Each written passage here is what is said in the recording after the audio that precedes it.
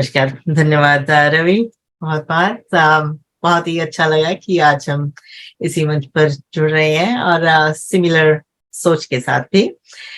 तो मानव विज्ञान में जुड़ने से उसमें एक है ये कहावत कि भाषा जो है वो संस्कृति की एक खिड़की है और मेरे लिए वही द्वार है, खिड़की है, सब कुछ है। भाषा का बहुत ही महत्व है जिंदगी में और भाषा का जोड़ जो है वो हमारे दिमाग और सोच दोनों से है और हमारी सोच जो है वो ही हमें थोड़ी सी बदलनी है क्योंकि हमारी सोच को हमने खुला बनाना है और खुला और बुलंद इसलिए कि विकास हो सके। ठीक, तो मेरे लिए भाषा का इसमें बहुत ही योगदान है, उसका खुला होना बहुत जरूरी है किसी भी तरह का विकास हो। तो मैं अभी एक छोटी सी एक कविता है वो पढ़ना चाहूंगी इसी के बारे में। वो है हिंदी विदेश में। हिंदी आई विदेश में, देखे इधर उधर, उसे ना जाने कोई यहाँ, उसकी ना कदर इधर। अरे भूल जा अपने आप को और जबानों की कर कदर, जान ले तू औरों को और जबानें भी हैं इधर। इतनी जबानों के बीच सहम कर सिमट गई वो, शर्माती हुई गलानी से अपने ही दामन से लिपट गई वो। ना कुछ बोला ना कुछ सुना, बस भुला डाला अपने आप को, औरों की चकाचौंध के बीच समा डाला अपने आप को। समय बहता रहा अपनी रफ्तार से, ना कभी राब्ता हुआ अपने आप से। ये क्या रंग हैं दुनिया के, क्यों अलग हो गए अपनी पहचान से। अब तो ना रहा वो समा और हो गई मसरूफियां, ये तो बहुत चाहने पर भी ना दूर होंगी मजबूरियां। ये सोच है कुछ अपनों की जिन्होंने लिया मसरूफियत का सहारा, मजबूरी को आड़ बनाकर माँ बोली को ही भुला डाला। हाँ, ये हाल तो सरेआम है जब भी कोई विदेश में आया, इसलिए कद्र करो उस बंदे की जिसने आपको माँ बोली में बुलाया।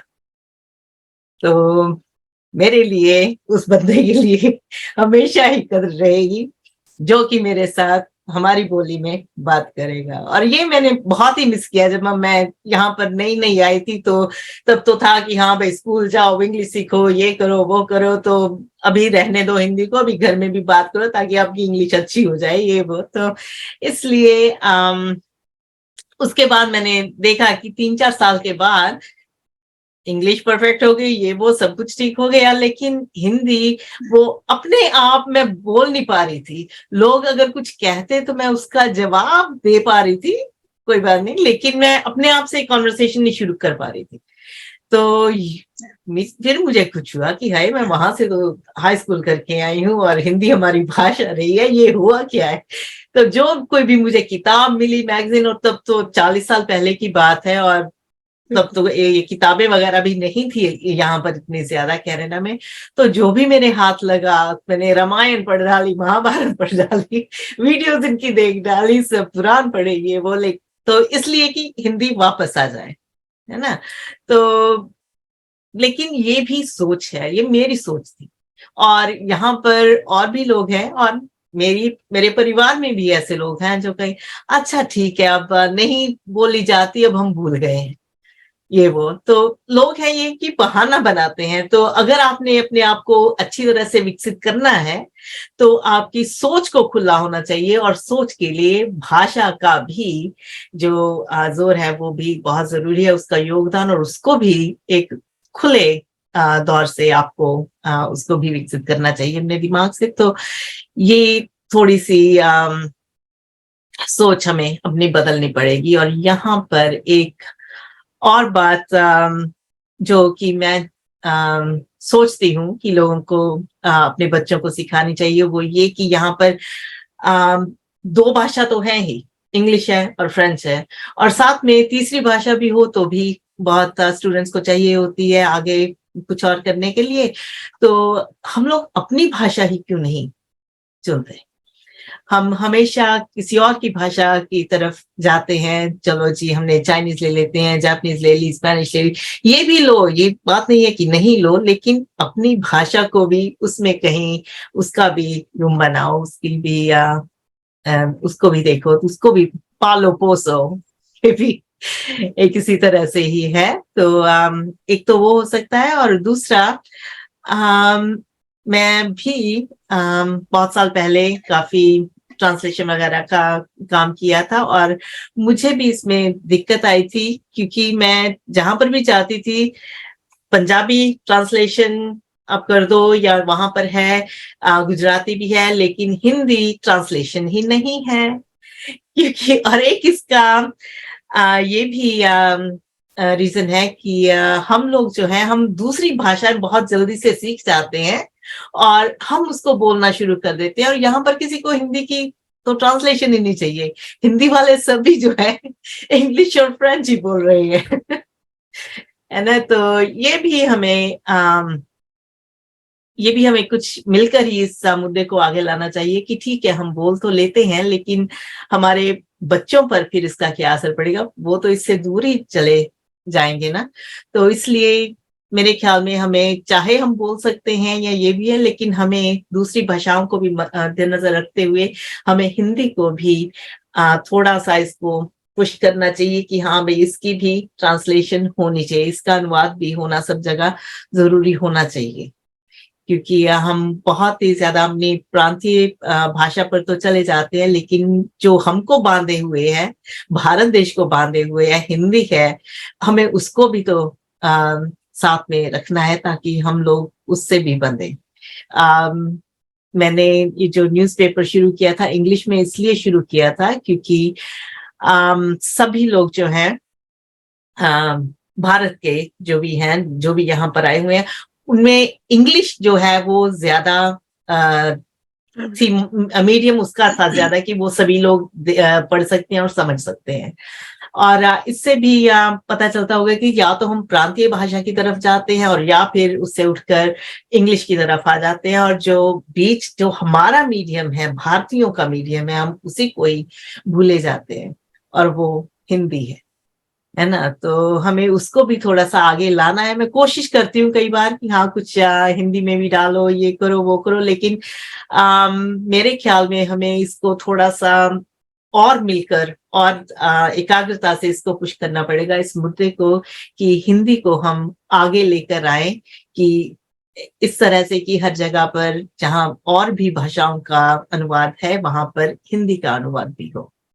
और बच्चों को भी हमें इसी को ही पुश करना चाहिए कि हाँ ठीक है, अगर तीसरी भाषा तुम कुछ और लेना चाहते हो, लेकिन हमारी भाषा चाहे वो चौथी हो, कैसे भी हो, लेकिन वो स्थान उसका रहे भाषाओं में, ठीक है ना? तो हम उसको ना भूलें। तो यही मैं अपने बेटे को भी, उसको मैं गाने सुनवाती हूँ, मूवीज हम देखते हैं, ये वो, ताकि वो भूले ना, है ना? तो क्योंकि जो भी शुभ कर्म की शुभ कार्य की शुरुआत जो है स्वयं से ही होती है, तो है ना? तो इसी से हम औरों को भी इसके बारे में कह सकते हैं। तो यही मेरा आज का जो है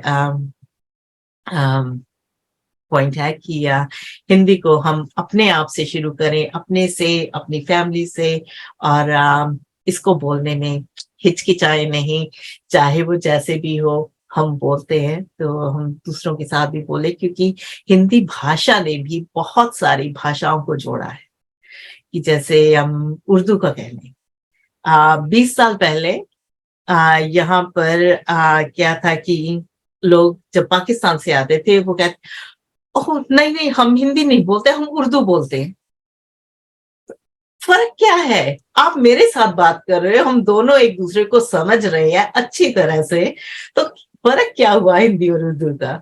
है ना? तो लिपि का या फिर उन चीजों, थोड़े बहुत शब्द उधर हो जाते हैं, लेकिन अगर हम इसको एक मीडियम बनाकर बोले, तो हिंदी और उर्दू में बहुत ज्यादा फर्क नहीं है बोलने में और समझने में। और पंजाबी में भी, मैं पंजाब से हूं, तो हमें तो ऐसे ही लगता है कि हिंदी, पंजाबी और उर्दू में, इन तीनों में ही कोई ज्यादा फर्क नहीं है।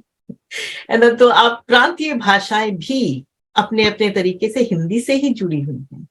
तो हमें वो लिंक आगे लाना है कि हम हिंदी को लेकर अपनी प्रांतीय भाषाओं को भी जोड़ें और फिर उसके बाद जो है विदेशी भाषाओं के साथ उसको जोड़ें। ठीक है, तो आज मैं बस इतना ही कहना चाहूंगी।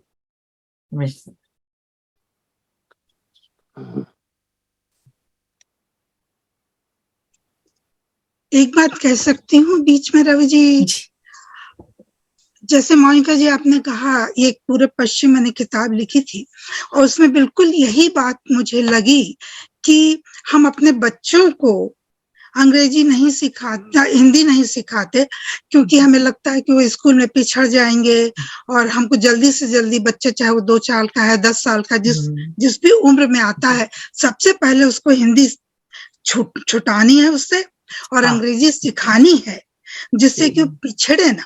पर हम ये भूल जाते हैं कि बच्चे बड़ी जल्दी पिकअप कर लेते हैं, उनको 1 महीने से 1.5 महीना लग जाएगा ज्यादा से ज्यादा, क्योंकि सारा समय उनका अपने स्कूल में जाता है, दूसरे बच्चों के साथ खेलने में जाता है, बाकी रात को सोने में चला गया। जो माँ बाप आते हैं सुबह सुबह, बड़ी मुश्किल से आंख में उसकी खुलती कि उसको भैया स्कूल जाओ स्कूल जाओ स्कूल जाओ।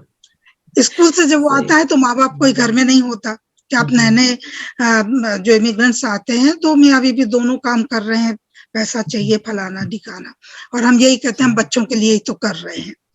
उसके बाद आप जब आप घर आती हैं तो जो हिंदुस्तानी हमारी मेंटलिटी है, पतिदेव तो पेपर लेंगे, सुबह से कुछ देखा नहीं, आप चाय बनाएंगी, चाय दे के फिर उसको खाना बनाएंगी जल्दी जल्दी।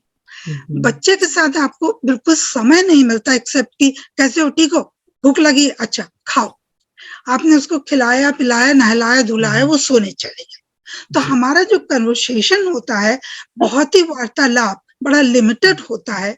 तो अगर हम उसको भी काट दे, उसको भी अंग्रेजी में ही बोले, तो बच्चा कहाँ से सीखेगा? तो कम से कम उस भावना को तो रख ले, उतने को तो हम हिंदी में बोल लें। और जो शनिवार इतवार का है, जो भी हमारी गैदरिंग्स है कुछ है, उसमें भी हम कम से कम हिंदी बोल लें, तो उतना भी हमारे लिए काफी एक सीढ़ी हो जाती है चढ़ने के लिए, हमारे बच्चों के लिए हो जाती है। मेरे छोटे बेटे ने जा रहे थे, उनकी बहुत गाढ़ी हिंदी नहीं है, साहित्यिक हिंदी नहीं है, पर एयरप्लेन में कोई बैठा था उनके साथ में, उनको समझ में नहीं आ रहा था, शी वाज वेजिटेरियन। तो अभी कहते हैं उनको समझाते हैं वो, और घर आके उनको इस बात का बड़ा गर्व हुआ, अरे मॉम हमने उसको समझा दिया ये मीट नहीं खाती है, इसको वेजिटेरियन दो। तो वो चीजें हमको करनी पड़ेंगी अपने बच्चों, बिल्कुल। अगर अपनी संस्कृति हमें सिखानी है तो कम से कम, नहीं तो वही हाल होगा जो कि पूजा वूजा में इवन हिंदुस्तान में हो रहा है कि पंडित जी बोल गए ना, हमको समझ में आया, हम लोग ने स्वाहा बोला और छुट्टी हो गई। सही, माफी मांगते हैं बीच में भटक करने के लिए। बहुत बहुत धन्यवाद मैम आपके इंटरवेंशन के लिए, और मोनिका जी का भी बहुत बहुत धन्यवाद कि उन्होंने समय दिया और जो बातें वो बता रही थी उसका एक मैं अपना एक एग्जांपल देना चाहूंगा, और उसके बाद डॉक्टर साहब को मैं इनवाइट करूंगा कि वो आप इस चर्चा को आगे बढ़ाएं। तो जो सबसे महत्वपूर्ण बात मैं इसमें ये बोलना चाह रहा था कि एक समय था जब मान लीजिए मैं स्टूडेंट था तो स्पेन गया पढ़ाई करने के लिए। अब वहां पर ऐसा कोई फील नहीं आया कि मैं भारत छोड़ के आया हूं और वह यहाँ की जनता जो है उसके बीच में अपनी भारतीयता को बढ़ाऊं, या अपनी भाषा के प्रति बहुत ज्यादा राष्ट्रीयता भी नहीं आई थी जब मैं वहां था, क्योंकि मैं स्टूडेंट था और मेरा फोकस था स्पेनिश को पे ज्ञान बढ़ाना और वहाँ के कल्चर के बारे में ज्यादा जानकारी लेना। लेकिन जब कनाडा में गया तो अचानक से मुझे लगा कि मेरी संस्कृति, मेरा देश, मेरी मिट्टी, मेरी भाषा, ये सब मेरे से छूट गई और उसके प्रति कुछ ज्यादा लगाव हो गया। और इसी कारण से मैंने हिंदी सेंटर स्टार्ट किया वहां पे, ताकि अपने आइडेंटिटी के साथ मैं कोई समझौता ना कर सकूं। तो जब हम अपने देश में होते हैं और अपने कल्चर में होते हैं तो हमें पता नहीं चलता कि इसकी क्या गरिमा है या इसका महत्व क्या है। लेकिन जब हम दूसरे देशों के साथ इंटरेक्ट करते हैं, लोगों को देखते हैं, उनके सोच को देखते हैं, तो हमें लगता है कि ये शायद अपने कल्चर के प्रति, अपनी भाषा के प्रति, अपने राष्ट्र के प्रति कुछ ज्यादा समर्पित है, तो हमको उनसे सीखने का मौका मिलता है। तो मुझे लगता है कि हम उसको सिर्फ कॉपी करने के बजाय जब हम वहां जाएं और विदेशों में रहें तो उससे सीखें और अपने कल्चर को मार्केट करना, अपनी भाषा को मार्केट करना, जिसको मतलब मार्केटिंग ऑफ नेशंस, एक कॉटलर हैं, बहुत बड़े मैनेजमेंट के जानकार, वो बताते हैं कि कैसे देश का मार्केटिंग किया जाए। मार्केटिंग के बहुत बड़े गुरु हैं, उनकी किताब के बिना कोई मार्केटिंग का पेपर पास नहीं कर सकता। तो मुझे लगता है कि भाषा के लोगों को इस तरह के किताबों को भी पढ़ना चाहिए। हम सिर्फ लिटरेचर पढ़ते हैं, कविता पढ़ते हैं, इमोशन की तरफ ज्यादा ध्यान देते हैं, और जहां पे मोनोपोली क्रिएट करने वाले लोग हैं वहां पे आप इमोशन लेके जाइएगा तो आपको डंडा ही मिलेगा। लेकिन अगर आप डंडा लगाना चाहते हैं और डंडा छोड़िए, अपने भाषा को प्रोटेक्ट करना चाहते हैं, तो कुछ पॉलिसीज बनानी पड़ेंगी, कुछ स्ट्रेटेजी बनानी पड़ेंगी, कुछ मार्केटिंग स्टाइल तैयार करना पड़ेगा। नहीं तो जिस तरीके से आजकल हम सोशल मीडिया के माध्यम से एक ब्लैक मैजिक है एक तरह से समझिए सोशल मीडिया, कि हमें पता भी नहीं चलता कि हम लूट रहे हैं और लूट रहे होते हैं। तो ऐसे ऐसे जहां पे थ्योरी आ रही हैं, कंसेप्ट्स आ रही हैं और ब्लैक मैजिक करने वाले लोग प्रेजेंट हैं चारों तरफ, वहां पे अपनी भाषा के को अगर हम प्रोटेक्ट अपने से नहीं करेंगे और खुद से स्ट्रेटेजी नहीं बनाएंगे तो इमोशनली हम अटैच तो रहेंगे अपनी भाषा के प्रति, लेकिन उसको डूबने से भी नहीं बचा पाएंगे। तो इसी बातों को ध्यान में रखते हुए मैं आप सभी का बहुत धन्यवाद देता हूं, मैडम ठाकुर और मोनिका जी, और मैं डॉक्टर मोतीलाल गुप्ता जी, आदित्य जी का स्वागत करता हूं कि वो अब इस कार्यक्रम को आगे बढ़ाते हुए अध्यक्षता करें। मैं सिर्फ एक मॉडरेटर की तरह अब काम करूंगा, और आगे डॉक्टर मोतीलाल गुप्ता जी जो राजभाषा के पुराने एम्प्लॉय थे, भारतीय सरकार के साथ उन्होंने लंबे समय तक काम किया, ट्रेनर भी थे, हिंदी को प्रमोट किया, और वैश्विक हिंदी सम्मेलन का गठन करने के बाद, सम्मेलन करने के बाद एक मुहिम शेयर रखी है इन्होंने, जो भारत में ही नहीं पूरे दुनिया में हिंदी का विकास करने की कोशिश कर रही है। तो आप सभी का मैं फिर से स्वागत करता हूं, स्पेशली डॉक्टर मोतीलाल गुप्ता जी का।